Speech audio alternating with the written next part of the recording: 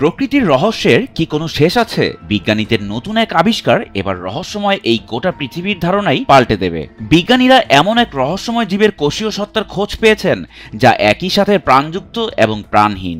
এই ক্ষুদ্রাকৃতির জীবটি কি বদলে দেবে প্রাণের সংজ্ঞা?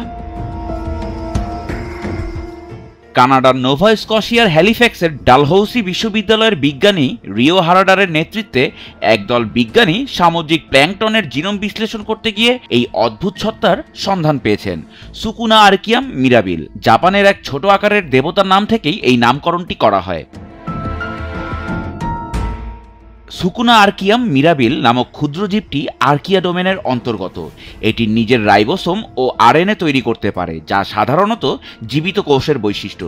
কিন্তু এর জিনোম এতটাই ছোট যা সবচেয়ে ক্ষুদ্র আর্কিয়াল জিনোমেরও প্রায় অর্ধেক। বিজ্ঞানীদের তথ্য মতে সাধারণত ভাইরাসের জীবন ও কার্যকারিতা নির্ভর করে হোস্টের উপর। অন্যদিকে এই নতুন প্রাণের সত্তা বেশ জটিল। মজার বিষয় হলো, ভাইরাস যেখানে সম্পূর্ণভাবে হোস্ট নির্ভর, সেখানে সুকুনা আর্কিয়াম মিরাবিল নিজের কিছু কাজ নিজেই করতে পারে। বিজ্ঞানীদের মতে এই আবিষ্কার কোষীয় জীবনের প্রচলিত ধারণাকে নতুন দিগন্তে নিয়ে যাচ্ছে। পাশাপাশি এটি প্রাণ ও নিষ্প্রাণ অবস্থার মধ্যবর্তী সেই অস্পষ্ট রেখাটিকে অতিক্রম করছে বলেও জানান বিজ্ঞানীরা। প্রকৃতির এই নতুন রহস্যময় জীবটি কি আমাদের মহাবিশ্বের সৃষ্টি সম্পর্কে নতুন কোনো সূত্র দেবে?